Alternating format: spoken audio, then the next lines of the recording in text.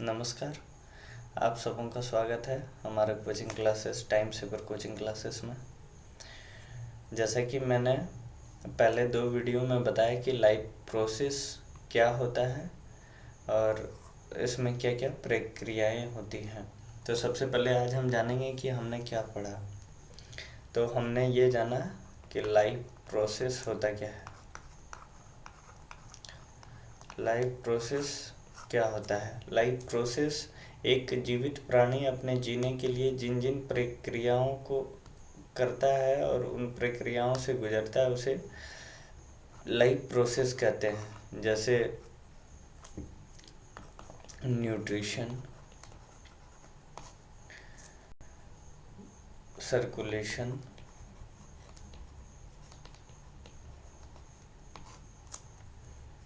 Nutrition हो गया, circulation हो गया, डाइजेशन हो गया, एक्सक्रीशन हो गया। जितनी भी प्रक्रियाएं जीवित प्राणी अपने जीवन को कंटिन्यू रखने के लिए करते हैं उसे लाइफ प्रोसेस कहते हैं। उसमें हमने जाना था कि न्यूट्रिशन किसे कहते हैं। जीवित प्राणी द्वारा भोजन ग्रहण करने की प्रक्रिया को पोषण कहते हैं। इसमें हमने जाना था कि लिविंग और नॉन लिविंग में क्या अंतर होता है।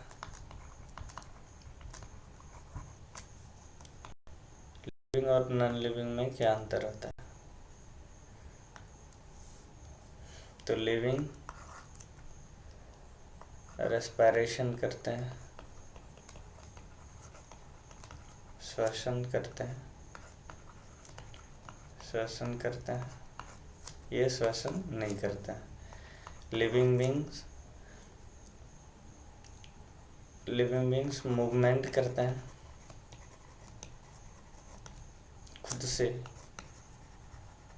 खुद से मूवमेंट करते हैं। इनमें खुद से मूवमेंट नहीं होता, एक्सटर्नल फोर्स लगता है या एक्सटर्नल क्रिया के द्वारा ही इनमें मूवमेंट होता है। ये रिप्रोडक्शन करते हैं,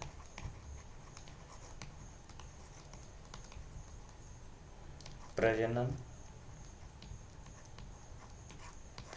करते हैं।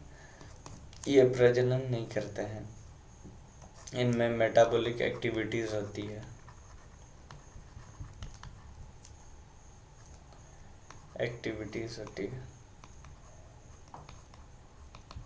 इनमें ऐसी कोई प्रक्रिया नहीं होती है। फिर हमने जाना था कि न्यूट्रिशन क्या होता है। न्यूट्रिशन जीवित प्राणी द्वारा भोजन ग्रहण करने की प्रक्रिया को न्यूट्रिशन कहते हैं। न्यूट्रिशन 2 प्रकार का होता है। एक ऑटोट्रोपिक न्यूट्रिशन और एक हेटरोट्रोपिक।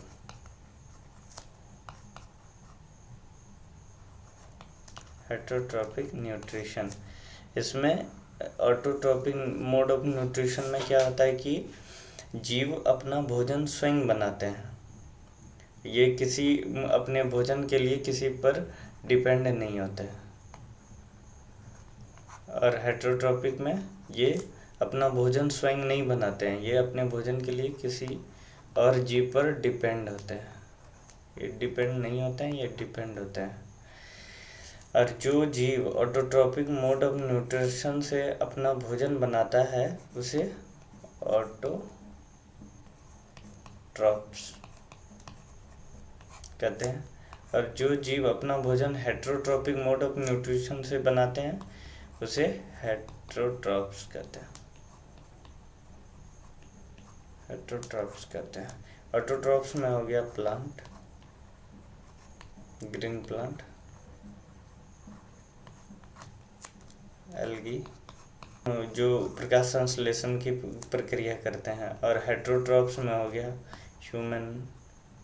जितने भी जीव जंतु हैं सारे हेटरोट्रॉप्स में आ गए। ह्यूमन, फिश, जितने सारे बाकी जीव जंतु हैं जो अपना भोजन खुद से संश्लेषित नहीं कर पाते हैं। ऑटोट्रॉप्स ऑटोट्रॉफ अपना भोजन स्वयं बनाते हैं। तो किस प्रक्रिया के द्वारा बनाते हैं? फोटोसिंथेसिस।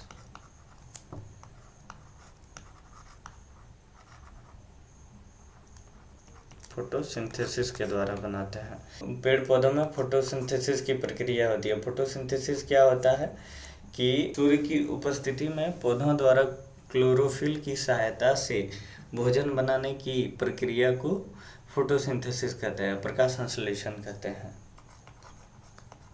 प्रकाश संश्लेषण, प्रकाश संश्लेषण कहते हैं। फोटोसिंथेसिस के लिए CO2, H2O, sunlight,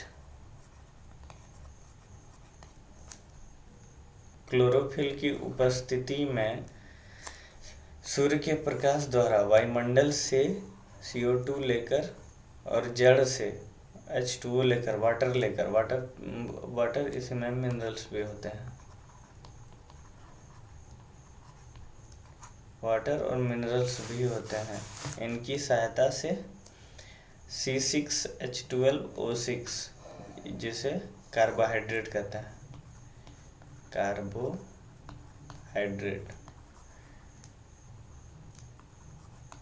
carbohydrate sugar का निर्माण होता है और ये O2 रिलीज होता है। O2 ये बाय प्रोडक्ट होता है।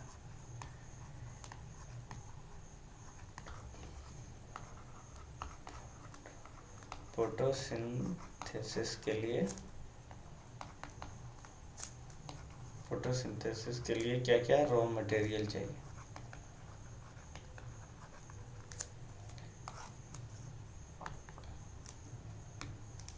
तो सबसे पहला रॉ मटेरियल है CO2, जो कहाँ से मिल जाता है?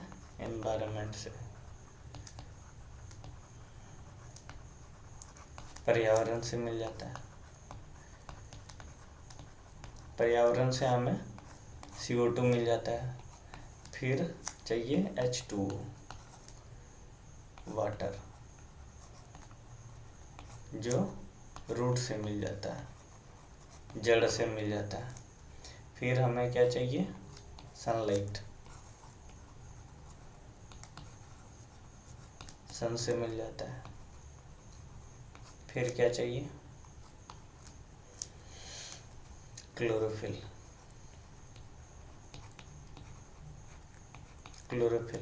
जो लीफ से मिलता है। तो फोटोसिंथेसिस के लिए क्या क्या चीज़ चाहिए? CO2 जो पर्यावरण से मिल जाता है, H2O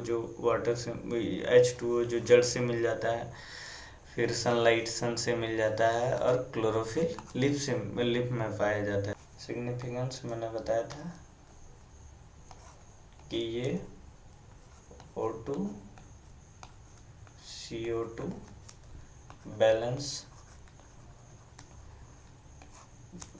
बैलेंस को मेंटेन रखता है। O2 CO2 के बैलेंस को मेंटेन रखता है। और ये सिर्फ यही एक प्रक्रिया है जिसके द्वारा सन एनर्जी या solar energy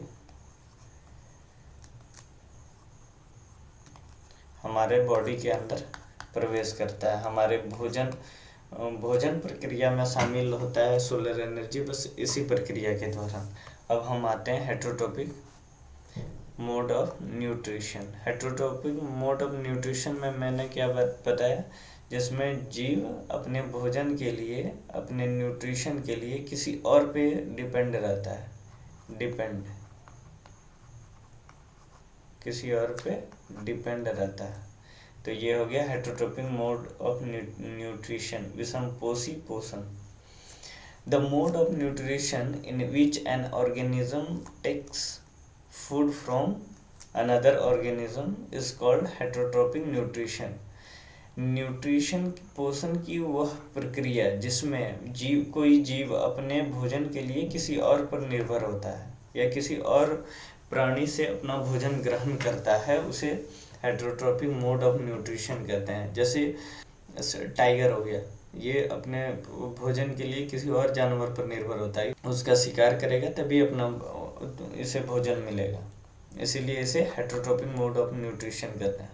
organisms other than green plant blue green अलगी follow the heterotrophic mode of nutrition. अभी मैंने बताया कि ग्रीन प्लांट्स और blue green algae autotrophic mode of nutrition कहते हैं। ऑटोट्रॉपिक न्यूट्रिशन करते हैं। बाकी बात जितने भी ऑर्गेनिज्म हैं सारे एक दूसरे पर डिपेंड रहते हैं अपने भोजन के लिए, तो उसे हेटरोट्रॉपिक मोड ऑफ न्यूट्रिशन कहते हैं।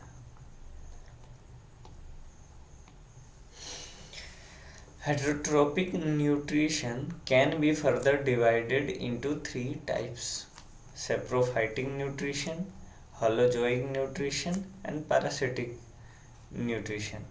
अभी मैंने बताया कि हेटरोट्रॉपिक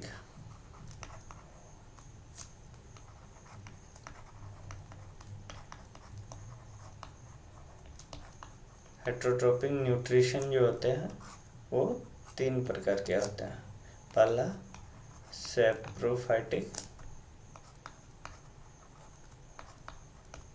सैप्रोफाइटिक न्यूट्रिशन, इसे मृतपोषी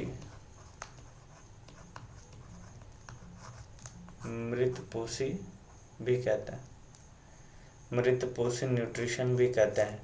इसमें क्या होता है कि जीव भोजन पे, जो भोजन रहता है इस पे डाइजेस्टिव जूस डाल देता है।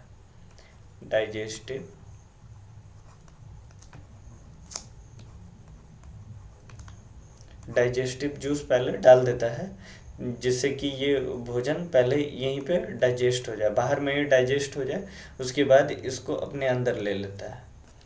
फिर हो गया होलोजोइक न्यूट्रिशन।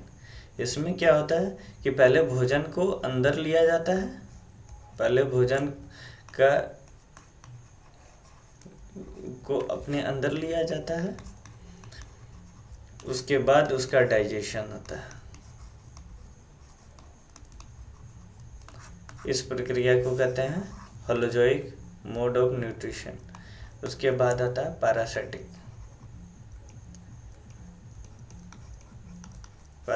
या परजीवी पोषण।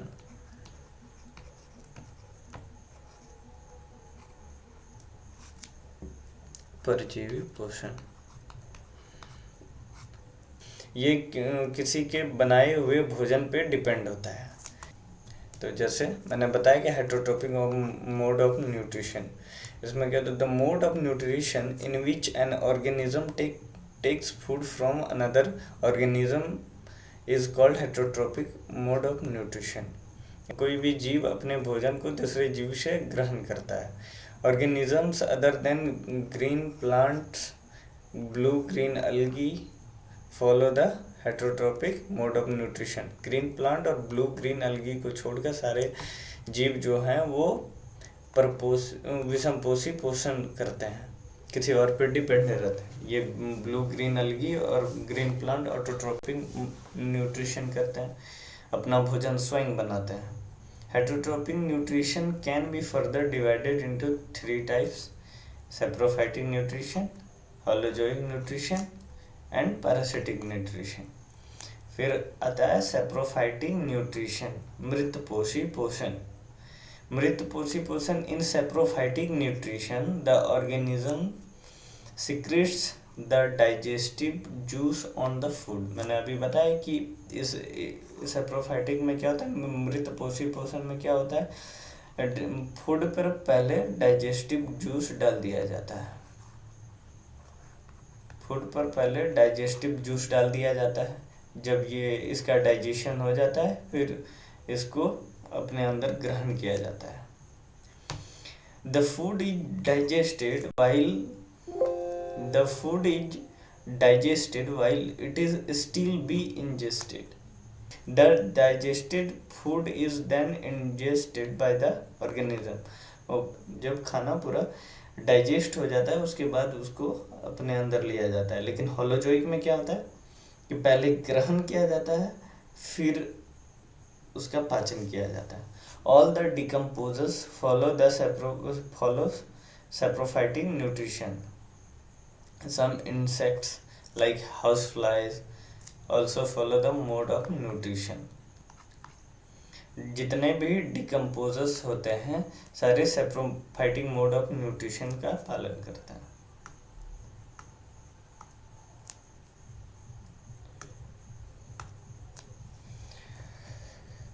अब आते हैं होलोजोइक मोड ऑफ न्यूट्रिशन में। अभी मैंने बताया कि सैप्रोफाइटिक में क्या होता है, सैप्रोफाइटिक में क्या होता है, पहले डाइजेशन फिर इंजेशन। लेकिन ये हो गया सैप्रोफाइटिक में। लेकिन होलोजोइक में क्या होता है, पहले ग्रहण किया जाता है और फिर होता है डाइजेशन। यही अंतर है होलोजोइक और सैप्रोफाइटिक मोड ऑफ न्यूट्रिशन में।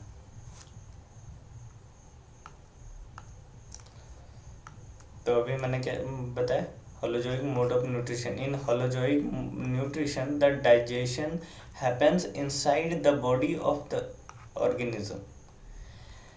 The digestion happens inside the body of the organism.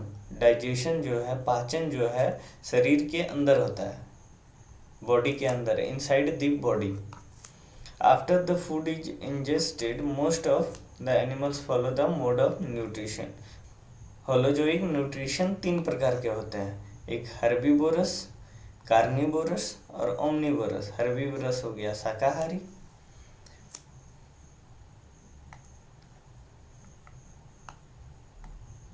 Herbivorous शाकाहारी,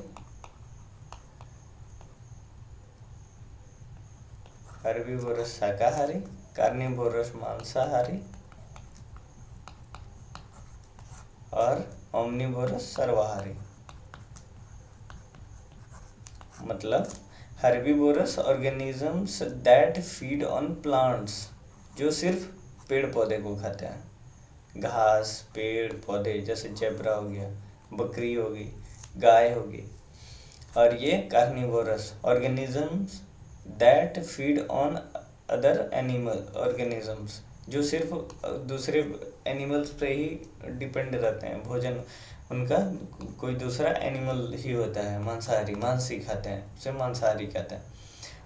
ओमनिवोरस सर्वाहारी, जो organisms that feed on both plants and other animal, जो मांस भी खाते हैं और साग सब्जी भी खाते हैं, उसे सर्वाहारी कहते हैं। अभी मैंने बताया कि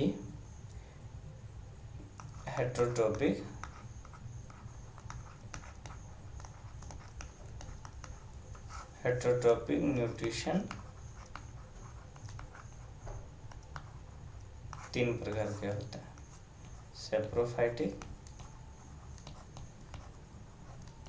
सैप्रोफाइटिक, होलोजोइक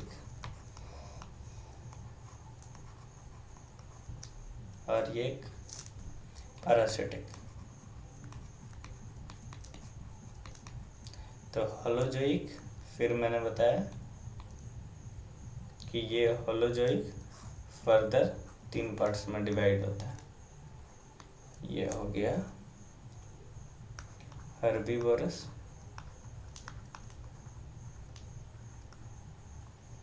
कार्निवोरस, ओमनिवोरस।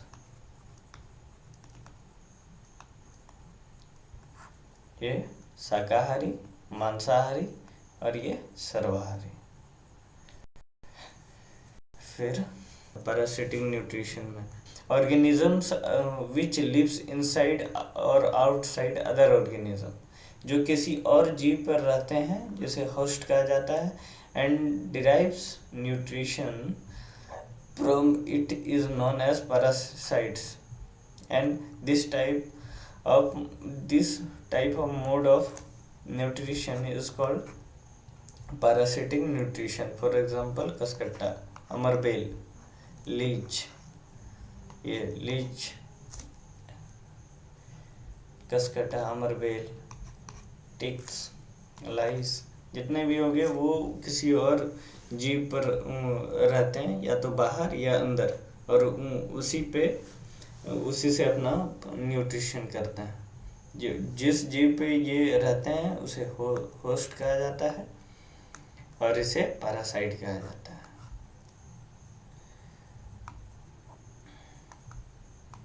अब आते हैं न्यूट्रिशन इन अमीबा। अमीबा जो एक कोशीय जीव है, इसमें न्यूट्रिशन कैसे होता है? इसमें होलोजोइक न्यूट्रिशन होता है।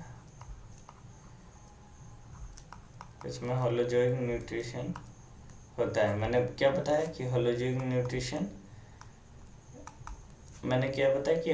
न्यूट्रिशन कैसे होता है? पहले भोजन को अपने अंदर ग्रहण किया जाता है, फिर उसका पाचन किया जाता है। तो अमीबा एक कोशिकीय जीव है जो भोजन को पहले सीडोपोडिया एक संरचना बनाता है, सीडोपोडिया, इस संरचना को सीडोपोडिया कहते हैं। वो अपने अंदर लेता है, फिर उसको चारों तरफ से घेरने के बाद उस पर डाइजेस्टिव एंजाइम्स छोड़ते हैं, फिर उसका डाइजेशन होता है, और फिर डाइजेशन के बाद जितने भी प्रोटीन्स व कार्बोहाइड्रेट्स होते हैं उसको एसिमिलेट करते हैं, उसको ग्रहण कर लेते हैं, उसके बाद उसका एक्सक्रीशन करते हैं। तो amoeba is a unicellular animal which follow the holozoic mode of nutrition. मतलब पहले वो ग्रहण करेगा, पहले इंजेक्शन होगा, फिर डाइजेशन होगा। अमीबा पहले ग्रहण करेगा, फिर उसका पाचन करेगा।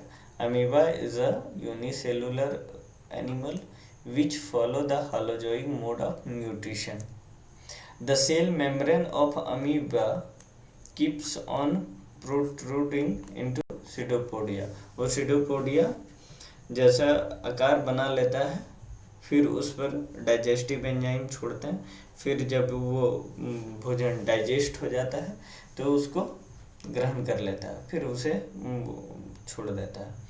Amoeba surrounds a food particles with a pseudopodia and makes a food vacuole. ये मैंने अभी दिखाया ना, इसे फूड वैक्यूल कहते हैं। ये फूड वैक्यूल हो गया।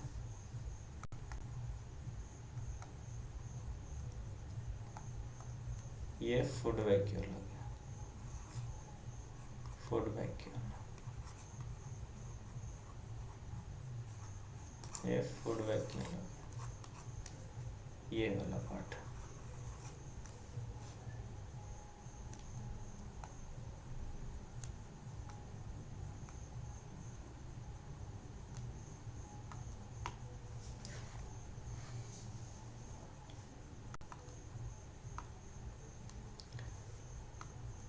The food vacuole contains food particles and water.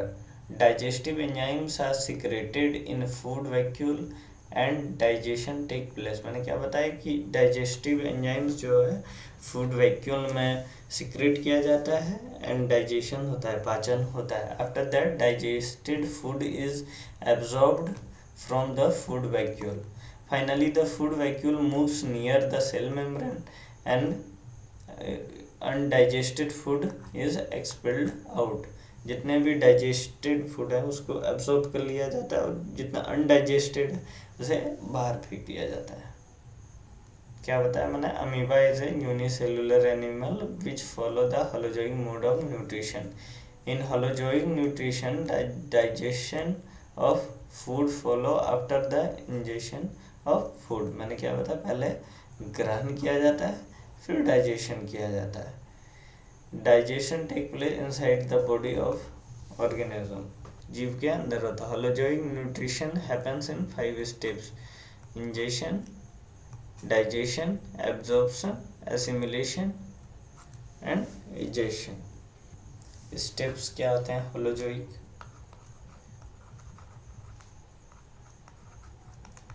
Holozoic mode of holozoic nutrition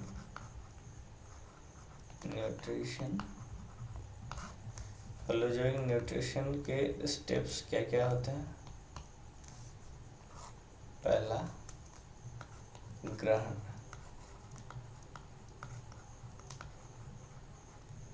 फिर पाचन, डाइजेशन, फिर एब्जॉर्प्शन,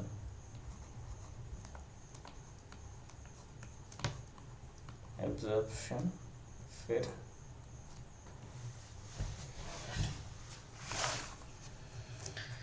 एसिमिलेशन,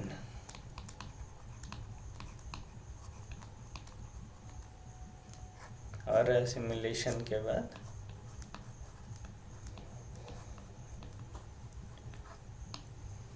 अनडाइजेस्टेड फूड को बाहर निकाल दिया जाता है। ये भोजन को ग्रहण करना, भोजन को पाचन करना, और ये कॉम्प्लेक्स पार्ट से सिंपल पार्ट्स में चेंज करना, एब्जॉर्प्शन, ये जो जितने मिनरल्स हो गए, विटामिन्स हो गए, ये सब का एब्जॉर्प्शन हमारे बॉडी में हो गया। एसिमिलेशन उनका यूज़ एनर्जी के लिए, शरीर के रिपेयर के लिए, डैमेज सेल्स के रिपेयर के लिए एसिमिलेशन जो हम यूज़ करते हैं उसे एसिमिलेशन कहते हैं। फिर अनडाइजेस्टेड फूड को एक्सपेल आउट कर देते हैं, उस प्रक्रिया को इजेशन कहते हैं। अब हम देखते हैं न्यूट्रिशन इन ह्यूमन बींग्स। मानव में न्यूट्रिशन, पोषण कैसे होता है? तो मानव में पोषण जो होता है मुंह से शुरू होता है। मानव का पहला पाचन मुंह से शुरू होता है। ये जीव है, मुंह, ग्रासिका, ओसोफेगस,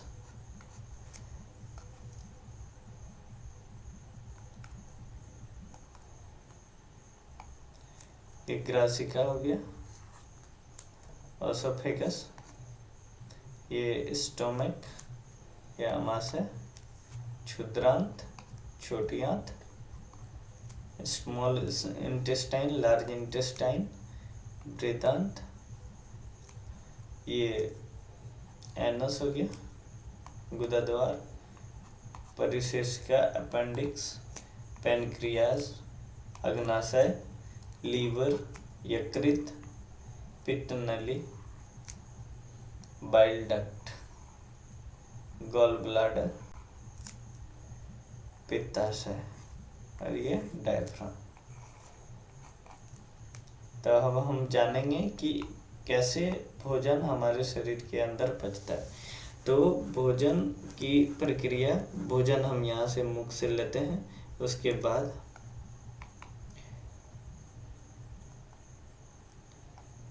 पाचन मुंह से शुरू होता है। सबसे पहले मुंह से प्रारंभ होता है और ओसोफेगस से होते हुए, ग्रासिका से होते हुए ये आमाशय में पहुंचता है। आमाशय में इसका पाचन होता है, थोड़ा बहुत पाचन होता है। फिर ये छोटी आंत में पहुंचता है। छोटी आंत के बाद बड़ी आंत, बड़ी आंत के बाद एनस से बाहर निकल जाता है। Human digestive system is composed of alimentary canal and some accessory glands. The alimentary canal is divided into several parts like esophagus, stomach, small intestine, large intestine, rectum and anus. Salivary gland, liver and pancreas are accessory glands which lie outside the alimentary canal. तो मुख्यतः दो प्रकार का होता है, एक alimentary canal हो गया, एक हो गया एसेसरी ग्लैंड्स। एलिमेंट्री कैनाल जो भोजन का मुख्य पाचन होता है, और ये एसेसरी ग्लैंड्स, इनसे एंजाइम निकलता है जो भोजन के पाचन में सहायक होता है। Structure of human digestive system.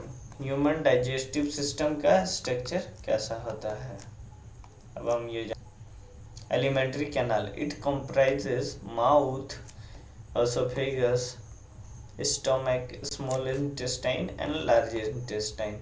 और एसोसिएटेड ग्लैंड्स में क्या होता है, स्लिवरी ग्लैंड होते हैं, गैस्ट्रिक ग्लैंड्स होते हैं, liver, pancreas, mouth and buccal cavity.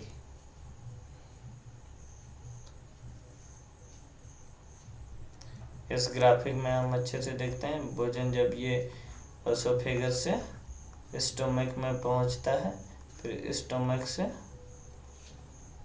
Small intestine से लार्ज इंटेस्टाइन, फिर एनस से होते हुए बाहर निकल जाता है। यदि ये वीडियो थोड़ा फास्ट हो रहा है तो आप वीडियो को स्टॉप करके इस इमेज को समझते हैं। मैं फिर से समझा देता हूँ। जैसे ये एसोफेगस है, यहाँ से भोजन इंटर करता है स्टोमक में, स्टोमक से स्मॉल इंटेस्टाइन, फिर लार्ज इंटेस्टाइन, फिर एनस के द्वारा यहाँ से बाहर निकल जाता है। Mouth and buccal cavity. Mouth और बकल कैविटी क्या होता है? द माउथ हैज टीथ, यह हम सबको पता है। टंग, हमारे मुंह में दांत होते हैं और जिह्वा होती है। Salivary glands are also present in mouth. Mouth में स्लिवरी ग्लैंड्स भी होते हैं। टंग, स्लिवरी ग्लैंड्स में salivary glands are also present in the mouth. हमारे मुंह में स्लिवरी ग्लैंड्स भी होते हैं जो भोजन के पाचन के लिए सहायक होते हैं, जो मल्ड को माल्टोज में बदल देता है। Tongue helps in turning over the food so that saliva can be properly mixed in it. जीभ जो होता है ये हमारे भोजन को पलटने में मदद करता है, हमारे भोजन को अच्छे से पलटने में मदद करता है, जिससे स्लिवरी ग्लैंड से जो एंजाइम निकले उसके पाचन में सहायक होता है। और ये हमारे मुंह और बकल कैविटी में फाइन ग्राइंडिंग ऑफ फूड हो जाता है। Salivary gland secretes saliva. Saliva makes the food slippery, which makes it easy to swallow the food. Saliva also contains enzymes salivary amylase और टाइलिन। सलाइवा में दो तरह का enzyme होता है।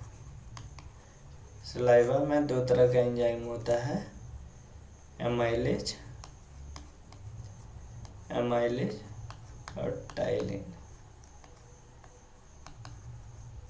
Salivary amylase digest starch, converts it into sucrose. Salivary amylase क्या करता है? Salivary amylase digest starch, जितने भी स्टार्च होते हैं उसको salivary amylase डाइजेस्ट करता है और इसको सुक्रोज में बदल देता है। जैसे हम जानते हैं कि हमारा पाचन मुंह से ही प्रारंभ हो जाता है। हमारे शरीर में भोजन का पाचन मुंह से ही शुरू हो जाता है। ये इस फिगर में हम अच्छे से देख सकते हैं, ये बकल कैविटी हो गया, ये टोटल इसको बकल कैविटी कहते हैं। इसमें नासल कैविटी होता है जिससे हम सांस लेते हैं। ओरल कैविटी, ये हमारे मुंह से लिप्स हो गया, जॉ हो गया, जबड़ा, टंग, जीव हो गया। फेरेनिक्स हो गया, ये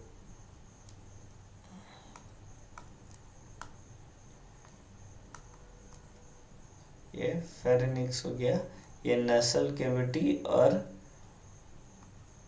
ओरल कैविटी का जहाँ पे मिलता है एक जगह, जो दोनों का कॉमन पॉइंट होता है, उसे ही फेरेनिक्स कहते हैं। और ये हो गया आहार नाल oesophagus.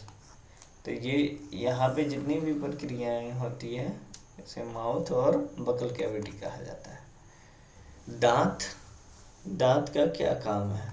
Teeth helps in breaking down the food into smaller particles so that swelling of food becomes easier. दांत क्या करता है? भोजन को छोटे छोटे टुकड़ों में तोड़ देता है ताकि हम उसको अच्छे से चबा सकें, अच्छे से स्वेलो कर सकें। हमारे मुंह में 4 तरह के टीथ होते हैं।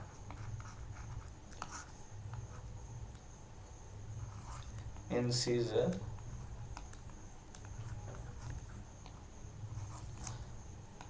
कैनाइन, प्रीमोलर और मोलर। ये हो गया कृंतक, रदनक, अग्रचवर्णक,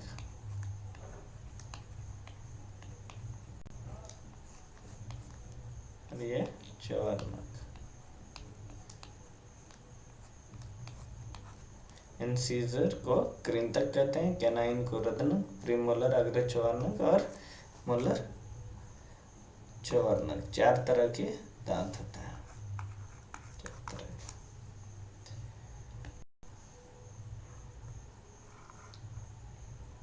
There are 4 types of teeth in human beings. Incisor teeth are used to cutting food. Incisor जो होता है कृंतक, ये भोजन को काटने में मदद करता है। Canine teeth are used to tearing the food and cracking hard substances.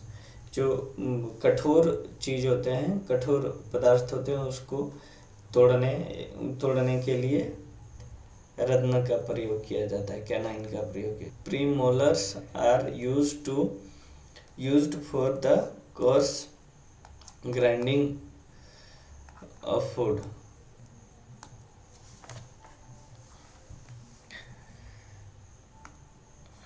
ये हो गया। मोलर 12 होते हैं, प्रीमोलर 8, कैनाइन 4, इंसीजर 8। इस विजुअल में और अच्छे से देख सकते हैं कि मोलर,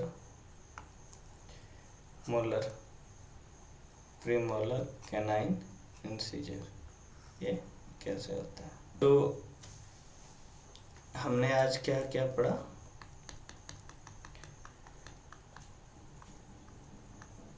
हमने पढ़ा लाइफ प्रोसेस क्या होता है। कोई भी जीव अपने जीवन को जीने के लिए जिन प्रक्रियाओं को करता है उसे लाइफ प्रोसेस कहते हैं, जीवन प्रक्रिया कहते हैं। जैसे पोषण हो गया, परिवहन हो गया, ये पाचन हो गया और उत्सर्जन हो गया। ये सारी प्रक्रियाएं करनी होती है। फिर हमने जाना कि लिविंग और नॉन लिविंग में क्या अंतर होता है। लिविंग श्वसन करते हैं, मूवमेंट करते हैं, रिप्रोडक्शन करते हैं, मेटाबॉलिक एक्टिविटीज़ कहते हैं। इनका लाइफ स्पैन होता है, जीवन सीमा होती है। ये मरणशील होते हैं। लिविंग बीइंग मरणशील होता है और नॉन लिविंग मरणशील नहीं होता है, क्योंकि उनमें लाइफ ही नहीं होती है। न्यूट्रिशन 2 प्रकार के न्यूट्रिशन कहते हैं किसे हैं? किसी भी जीव द्वारा भोजन ग्रहण करने की प्रक्रिया को पोषण कहते हैं। ये 2 तरह का होता है, ऑटोट्रोपिक स्वयंपोषी पोषण और ये हेटरोट्रोपिक विषमपोषी पोषण। स्वयंपोषी पोषण में क्या होता है? जीव अपना भोजन स्वयं बनाते हैं, किसी पे डिपेंड नहीं होते हैं। और ये हेटरोट्रोपिक मोड ऑफ न्यूट्रिशन में जीव अपना भोजन स्वयं नहीं बनाते हैं, ये अपने भोजन के लिए किसी और पे निर्भर होते हैं। तो जो अपना भोजन स्वयं से बनाते हैं उसे ऑटोट्रोप्स कहा जाता है, और जो अपना भोजन स्वयं से नहीं बनाते हैं उसे हेटरोट्रोप्स कहा जाता है, विषमपोषी कहा जाता है। उसका उदाहरण मैंने बताया, ग्रीन प्लांट, और ये ब्लू ग्रीन अलगी ऑटोट्रोप्स हैं। और हेटरोट्रोप्स में ह्यूमन बीइंग्स, फिश, एनिमल्स, जितने भी एनिमल्स हो गए वो सब हो गया। फिर मैंने बताया कि ऑटोट्रॉप्स स्वयंपोषी कैसे अपना भोजन स्वयं बनाते हैं फोटोसिंथेसिस की प्रक्रिया के द्वारा। तो फोटोसिंथेसिस के लिए क्या क्या आवश्यक होता है? CO2 जो हमें पर्यावरण से मिल जाता है, H2O जो हमें पेड़ पौधे के जड़ से मिल जाता है, और ये सनलाइट सन से अवेलेबल होता है, और क्लोरोफिल पत्तों में पाया जाता है। तो इस प्रक्रिया की फोटोसिंथेसिस कहते किसे हैं? सबसे पहले हम ये जानते हैं कि प्रकाश संश्लेषण किसे कहते हैं। तो कार्बन डाइऑक्साइड और जल की उपस्थिति में सूर्य की प्रकाश के द्वारा क्लोरोफिल की सहायता से भोजन का निर्माण, कार्बोहाइड्रेट का निर्माण करना प्रकाश संश्लेषण कहलाता है। इसमें ऑक्सीजन भी बनता है जो बाय प्रोडक्ट के रूप में बनता है। फिर हमने जाना कि फोटोसिंथेसिस के लिए किन किन रॉ मटेरियल्स की ज़रूरत होती है। CO2 जो पर्यावरण से मिल जाता है, H2O जो जड़ से मिल जाता है, सनलाइट जो सूर्य के प्रकाश से मिल जाता है, सूर्य से मिल जाता है, क्लोरोफिल जो पत्तों में पाया जाता है। फिर हमने क्या जाना? फिर हमने जाना कि इसका सिग्निफिकेंस क्या है। तो ये O2 और CO2 का बैलेंस मेंटेन रखता है हमारे पर्यावरण में। ये सन एनर्जी का एक ही जरिया है जिसके जो हमारे आहार तंत्र में सोलर एनर्जी उपस्थित होता है। फिर हमने जाना कि हेटरोट्रॉपिक न्यूट्रिशन क्या होता है। हेटरोट्रॉपिक न्यूट्रिशन वह न्यूट्रिशन का वह प्रकार जिसमें जीव अपने भोजन के लिए किसी और जीव पर निर्भर होते हैं, उसे हेटरोट्रॉपिक न्यूट्रिशन कहते हैं। ये 3 प्रकार का होता है: सेप्रोफाइटिक, होलोजोइक और पैरासिटिक। सेप्रोफाइटिक मृतपोषी, होलोजोइक और सेप्रोफाइटिक में कैसे होता है? पहले भोजन पे डाइजेस्टिव जूस डाल दिया जाता है, फिर जब भोजन डाइजेस्ट हो जाता है तो उसको एब्जॉर्ब कर लिया जाता है। लेकिन होलोजोइक में क्या होता है कि पहले उसको ग्रहण किया जाता है, फिर डाइजेशन होता है। इसका मतलब होलोजोइक में हम भोजन का पाचन हमारे शरीर के अंदर होता है। और पैरासिटिक में क्या होता है कि ये किसी अन्य जीव पर रहते हैं और उसके भोजन को ग्रहण करते हैं, उसे ही पैरासाइट कहते हैं, परजीवी। और जिस पर ये वास करते हैं उसे होस्ट कहा जाता है और इन्हें पैरासाइट कहा जाता है। हेटरोट्रॉपिक न्यूट्रिशन मैंने बताया कि सेप्रोफाइटिक, होलोजोइक और पैरासिटिक होता है। तो होलोजोइक जो है 3 प्रकार के होते हैं: हर्बीवोरस, कार्निवोरस और ओमनीवोरस। हर्बीवोरस मतलब शाकाहारी, कार्निवोरस मतलब मांसाहारी और ओमनीवोरस सर्वाहारी।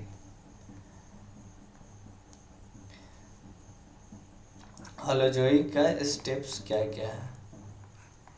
होलोजोइक मोड ऑफ न्यूट्रिशन के स्टेप्स क्या क्या हैं?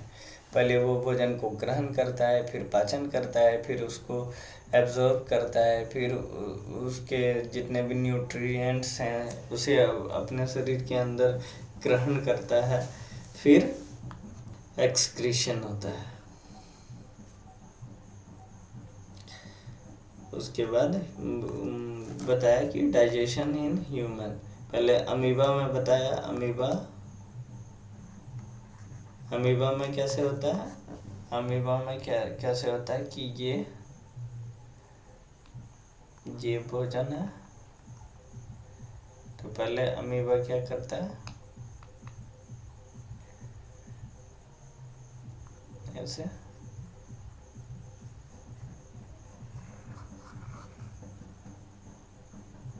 इसे घेर लेता है, जैसे सूडोपोडिया कहता है।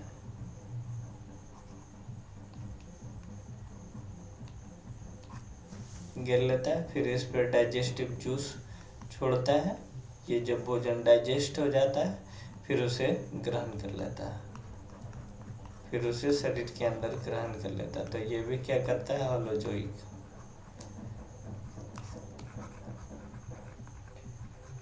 Amoeba holozoic mode of nutrition करता है। फिर हमने जाना था कि ह्यूमन में ह्यूमन न्यूट्रिशन कैसे होता है, तो मैंने बताया ह्यूमन न्यूट्रिशन के दो मुख्य तंत्र होते हैं, एक एलिमेंट्री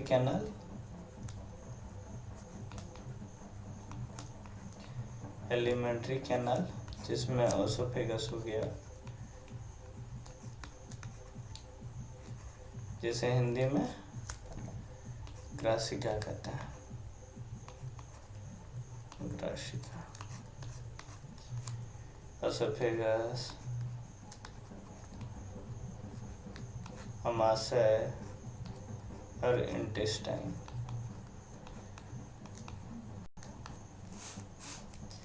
और फिर होता है ग्लैंड्स।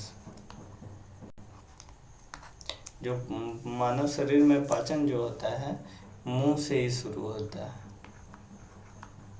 पाचन की शुरुआत मुंह से ही हो जाती है,